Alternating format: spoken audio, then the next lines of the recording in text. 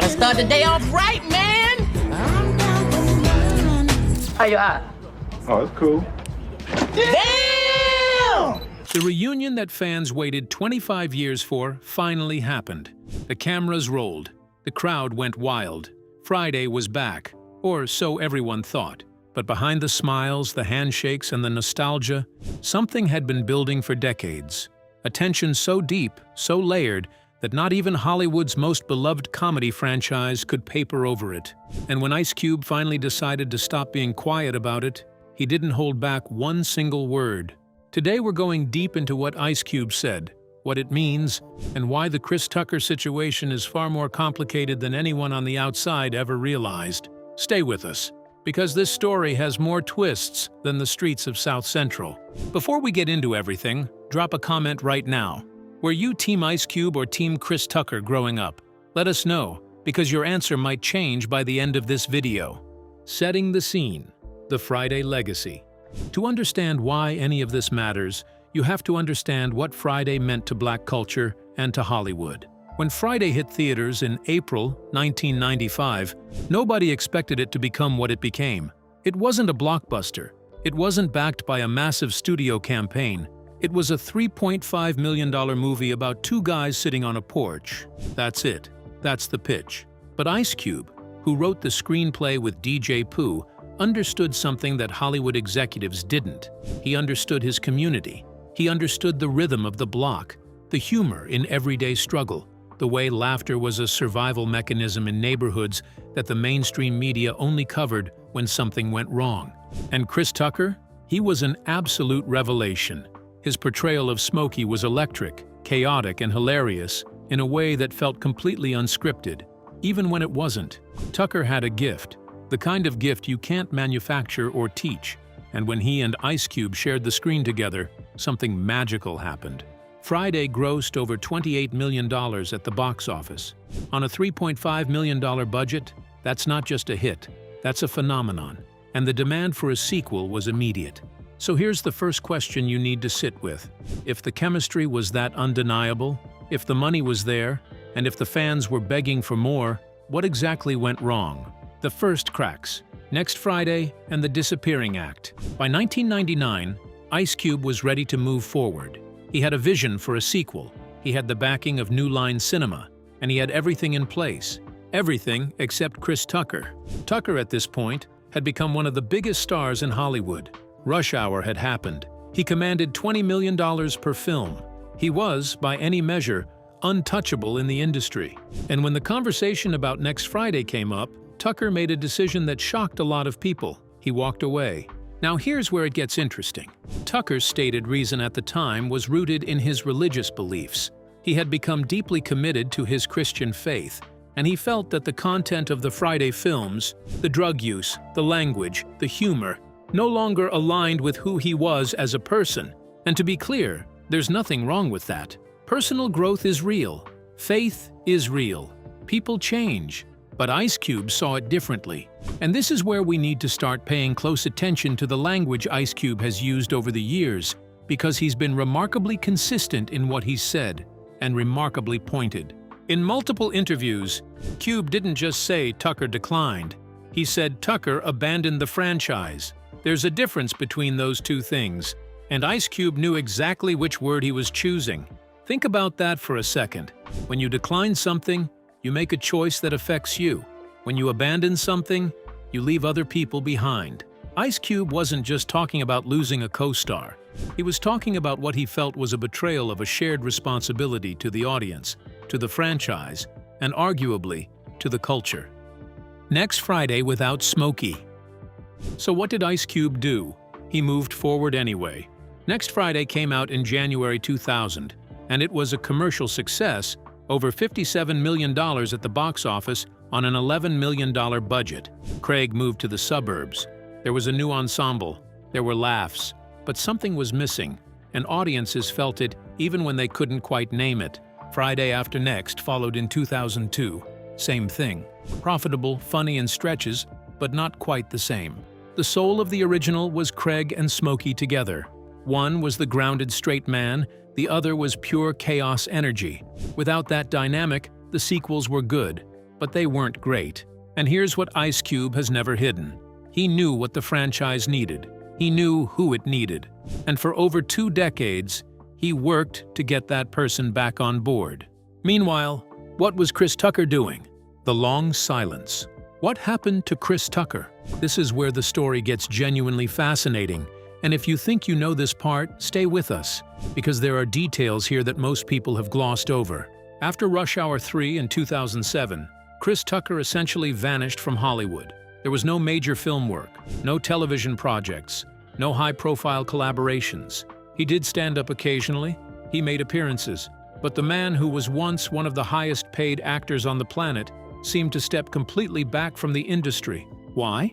There are several explanations that have circulated over the years. Tax problems were very real and very well documented. Tucker reportedly owed the IRS millions of dollars at various points, which significantly impacted his financial situation. There were also reports of personal challenges, of a Hollywood lifestyle that had complicated consequences. But there was something else too, something that connects directly back to the Friday situation. Tucker, in his own interviews and in his Netflix special, has spoken about how the industry treated him when his leverage was gone. When he was the $20 million man, everyone wanted him. When his box office clout faded, the calls stopped. The doors that had been flung wide open slowly, quietly closed. And here's the uncomfortable question this raises. Did Chris Tucker's decision to walk away from Friday, to bet on his Rush Hour value and his faith-based principles, ultimately hurt him more than it hurt Ice Cube? Because Ice Cube built an empire. The Friday franchise continued. His production company, Cube Vision, kept producing. He built the Big Three basketball league. He stayed culturally relevant through music, film, and business. Tucker, for all his extraordinary talent, spent a long stretch of years on the outside looking in. The reconciliation narrative, or was it? Fast forward to recent years. The conversation about a proper Friday sequel, one that would finally bring back Chris Tucker as Smokey and reunite the original duo, started gaining real momentum. Ice Cube talked about it openly. He said he had a script. He said the door was open. He said he wanted to do it right. And for a moment, just a moment, it seemed like it might actually happen. Tucker started making noise about being open to the project. There were reports of conversations, of meetings, of both sides being closer to yes than they'd ever been. The internet exploded. Fans who had been waiting since 1995 felt like their moment had finally arrived. So what happened? This is the part where Ice Cube stopped being diplomatic. Ice Cube speaks, and he doesn't mince words.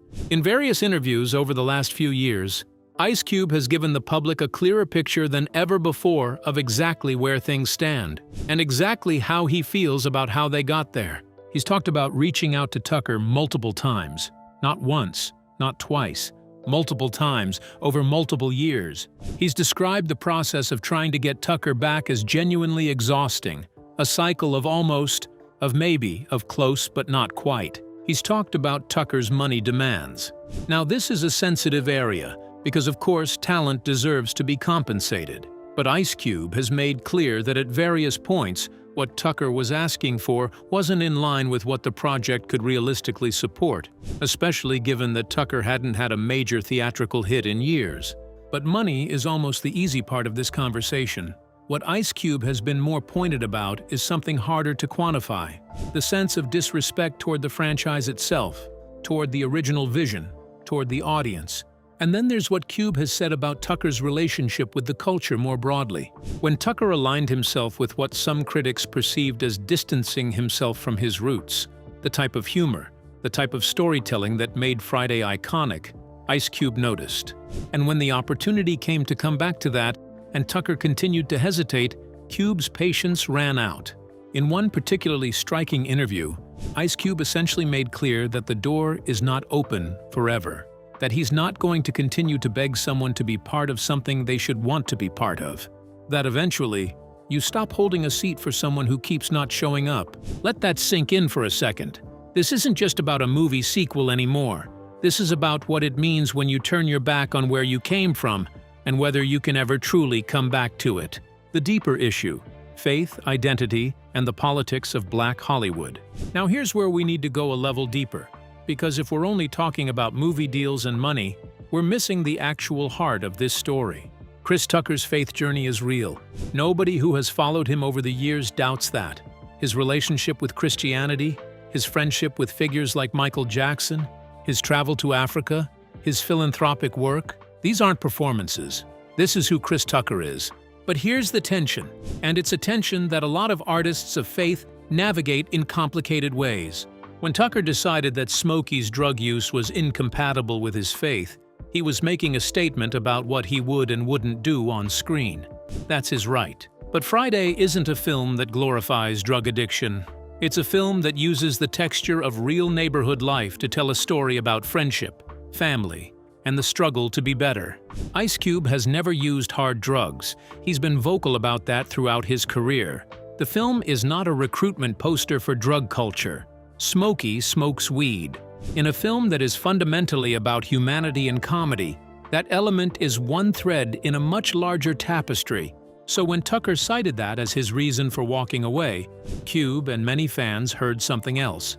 They heard, "I'm too good for this now. I've moved on to a different version of myself, and that version doesn't do Friday." Right or wrong, that's what was heard. And in Black Hollywood, where stories about and for Black communities are still fighting for resources, visibility, and respect, stepping away from something that the community embraced so deeply carries weight. It's not just a professional decision, it's a cultural one. This is the thing that Ice Cube has been exposing, slowly and methodically, over years of interviews. Not Tucker's faith, not Tucker's personal choices, but Tucker's apparent willingness to let a piece of cultural history wither, rather than engage with it on terms that might require some personal flexibility. The business anatomy of a falling out. Let's talk business, because understanding the financial dimension of this situation reveals a lot about the power dynamics at play. When Friday was made, Ice Cube was the star, the writer, and the driving creative force. But Chris Tucker was the breakout. Audiences left theaters talking about Smokey. He was the comedic engine of the film. Both men knew that. When Next Friday was being developed, Tucker's leverage was at its peak. Rush Hour had made him a superstar. He could demand almost anything, and the gap between what he wanted and what the project could offer was likely significant. Over time, that leverage shifted. Ice Cube continued to build. Tucker's Hollywood standing contracted. By the time serious reunion conversations were happening, they were no longer negotiating from equal positions. And here's the painful truth. There is sometimes a particular kind of difficulty in returning to something on diminished terms. When you were once the hottest thing in the room, coming back to a franchise where your co-star has become the dominant creative and business force, where you're no longer the one setting the terms, that's a psychological and professional challenge that shouldn't be underestimated. Is it possible that some of Tucker's continued hesitation isn't purely about faith or creative disagreements, but also about the discomfort of that dynamic? Only Tucker can truly answer that. But what Ice Cube has made clear is that he's not interested in navigating Tucker's ego or discomfort indefinitely. He's got a story to tell. He's got an audience waiting. And if the person who should be in that story keeps making excuses, eventually the story gets told without them. What the fans have been saying. Now let's bring this back to the people who matter most in this conversation, the fans. The Friday fan base is one of the most loyal in entertainment history. These are people who can quote the entire film from memory, people who grew up watching Craig and Smokey and passed that love down to their kids, people who have been waiting with remarkable patience for a proper original cast reunion. And what's been striking is how the fan conversation has evolved over the years. In the early days, when Tucker first didn't return for Next Friday, the sympathy was somewhat split. A lot of fans respected his faith decision, even if they were disappointed. But as the years piled up, and as Ice Cube kept the door open, and Tucker kept not walking through it, the mood shifted. The frustration started pointing in one direction. When Ice Cube gives interviews and clearly, visibly, still cares about this franchise, when he talks about having the script ready, the vision in place, the commitment to do right by the audience, and the response from Tucker's side remains muted or non-committal. Fans see that. They feel it. The comment sections on Ice Cube interview clips are telling. The discourse on social media is telling. People feel that Chris Tucker owes something to the culture that made him. And the perception, fair or not, is that he's been slow to honor that debt. What do you think? Is that fair to say? Drop your thoughts in the comments, because this is genuinely one of those situations where the fan perspective really matters. The reunion moment and what came after. Now let's talk about what brought this conversation back to the forefront most recently. There was a public moment, a reunion of sorts, where Ice Cube and Chris Tucker appeared in proximity in a way that sent the internet into overdrive. Fans took that moment and ran with it. The speculation was immediate and overwhelming. Was this the thawing of the ice? Was Friday finally happening? Were Craig and Smokey about to ride again? Ice Cube's response to that moment was instructive. He was gracious about it publicly. He acknowledged Tucker. He said positive things about their history. And then, in subsequent interviews, he made something very clear. A moment is not a commitment. A handshake is not a contract. Goodwill is not the same as a green light. Ice Cube has been doing this long enough to know the difference between someone who's genuinely ready to get back in the room and work, and someone who is enjoying the speculation and the good press that comes with being seen as open to returning, without actually intending to do the hard thing. He didn't say that about Tucker in those exact words, but the implication in how he spoke about the situation was unmistakable to anyone paying close attention. He was done being teased, done having conversations that went nowhere, done letting the audience's hope be used as a bargaining chip in negotiations that never closed. The script that exists. Here's something that doesn't get talked about enough. Ice Cube has said, repeatedly and on record, that the script for the final Friday film exists. It's written. It's ready. He's described it as the proper conclusion to Craig's story, the one that ties everything together, the one that the franchise has been building toward. And he's made clear that, ideally, Smokey is in it, that the story he wants to tell includes Chris Tucker, that it would be better, richer, and more complete with Tucker than without him. But he's also made clear, and this is the part that really lands, that the film is going to get made, with or without Tucker. That's not a negotiating tactic. That's a man who has been patient for 20+ years, reaching the end of his patience. When a filmmaker tells you the movie is getting made with or without you, that's not an invitation anymore. That's a goodbye dressed up as an offer. And if Chris Tucker has been paying attention, really paying attention, to the interviews Ice Cube has been giving, he knows that the clock has either already run out or is in its final seconds. What Ice Cube is really exposing.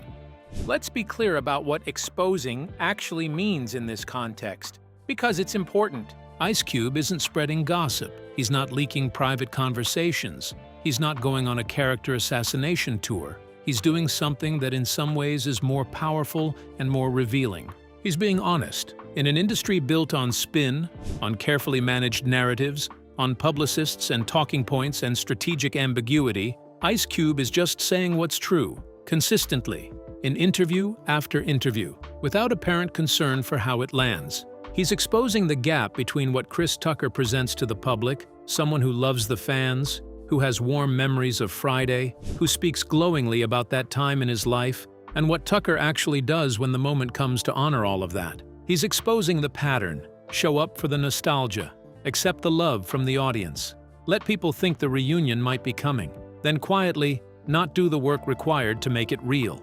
That's not a hit piece. That's an observation about behavior over time. And the reason it lands so hard is because Ice Cube has the receipts, not documents, not recordings, just years of consistent behavior that tells a consistent story. Chris Tucker's perspective, is there another side? Now, fairness demands that we acknowledge something. Chris Tucker has not been as vocal in this particular conversation, and the absence of his voice creates a kind of vacuum that gets filled by Ice Cube's version of events. Tucker, when he has spoken publicly about Friday, has generally been positive. He's talked about loving those early years, about the chemistry with Ice Cube, about what the films meant. He's talked about his faith journey in ways that make clear it wasn't a performance or a phase. Is it possible that Tucker has genuine, deeply felt reasons for his hesitation that go beyond what's been discussed publicly? Absolutely. Is it possible that there are conversations and dynamics between these two men that fans are not privy to? Without question. Is it possible that Ice Cube, for all his honesty, is presenting a version of events that centers his own frustration and his own perspective? Of course. That's what human beings do. But here's the thing. Tucker has had years and years and years to offer his full perspective. He's done interviews. He's had platforms. The space has been there. His relative silence on the specific question of why he keeps not returning to Friday is itself a kind of answer. And it's an answer that, in the absence of anything more satisfying, leaves the field wide open for Ice Cube's narrative to dominate. The cultural stakes, why this matters beyond Hollywood. We need to take a step back and look at the bigger picture here, because this story isn't just about two entertainers and a movie franchise. It's about what happens when you leave, when you outgrow something, or think you have, when you trade your roots for something that feels more elevated, more refined, more aligned with who you've become. And it's about what happens when the thing you left keeps thriving without you, when it turns out that you needed it more than it needed you. That's a story that resonates far beyond Hollywood. It's a story about identity, about community, about the complicated relationship between personal evolution and collective responsibility. Ice Cube built his entire brand on authenticity, on staying connected to where he came from, even as he grew into something larger. That doesn't mean he's never made compromises or mistakes. He's human. But the through line of his career, from NWA to Friday to his business ventures, is someone who never forgot the address of the block he came from. Tucker's story is different, and that difference is at the heart of everything Ice Cube has been saying. The question isn't whether Tucker changed. Change is fine. Change is good. The question is whether you can change and still honor what you built with other people. Whether personal evolution gives you a pass on collective obligations. Ice Cube's answer, delivered through years of interviews and one quietly devastating honesty at a time, seems to be no, it doesn't. Where things stand today. So where does all of this leave us right now? Ice Cube is moving forward. That much is clear. The final Friday film, whatever form it takes, is going to happen. The only question is whether Chris Tucker will be in it. Tucker, from all available evidence, remains in that familiar liminal space. Not fully in, not fully out. Close enough to the flame to stay warm in the fans' hearts. Far enough away to avoid the actual commitment that getting back in the game would require. And Ice Cube? Ice Cube is doing what he's always done. Working, building, creating, and being honest about all of it in a way that makes Hollywood uncomfortable, because Hollywood does not like honesty. It likes options. It likes flexibility. It likes the ability to spin. Ice Cube doesn't spin. He just talks. And what he's been saying about Chris Tucker, stripped of all the Hollywood language and the careful framing, is this: I made you relevant in a whole new way. I kept the door open for you for more than 20 years. I wrote the story that includes you. And if you don't walk through that door soon, I'm going to write you out of the ending that should have been yours. That's not a threat. That's a closing statement. What this means for the legacy. Let's talk legacy for a moment, because this is ultimately what's at stake. Friday is a film that will be watched 100 years from now. It's in that rare category of cultural artifacts that transcend their time. And the central relationship at the heart of it, Craig and Smokey, Ice Cube and Chris Tucker, is part of what makes it immortal. If the final chapter of the Friday story gets made without Smokey, that absence will be felt every time anyone watches it. It will be a question mark at the end of a sentence that deserved a period. And in the history books, in the documentaries and retrospectives and essays that will be written about this franchise, Chris Tucker's choice to stay away will be noted.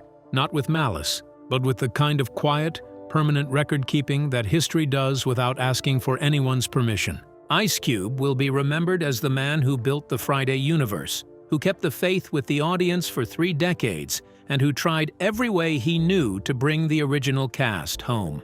And Chris Tucker will be remembered as the man who couldn't, or wouldn't, come back, unless he does. And at this point, the window for that isn't closed, but it's closing. The final question. So here's where we leave you today, and we want you to really think about this, not just react. Ice Cube has spent years exposing something about Chris Tucker, not through malice, but through the accumulation of truth. The truth that someone can love something and still not show up for it. The truth that talent without commitment is an incomplete gift. The truth that the culture that makes you isn't something you can put down and pick back up whenever it's convenient. Is Ice Cube right to finally say all of this out loud? Or has he been too hard on someone who was simply navigating a deeply personal journey of faith and identity? Is Chris Tucker a man who made choices based on his values and should be respected for that, even if those choices disappointed millions of fans? Or is he someone who had the chance to be part of something bigger than himself, something that belonged to a whole community, and repeatedly chose not to show up for it? These aren't simple questions, and the fact that they're not simple is exactly why this story has captivated people for so long and why it continues to matter. What we do know is this: Ice Cube gave us one of the greatest comedy films ever made. Tucker helped make it that. They were better together than either one alone. And somewhere, in whatever form the final Friday story takes, that truth will live on, whether Chris Tucker is in it or not.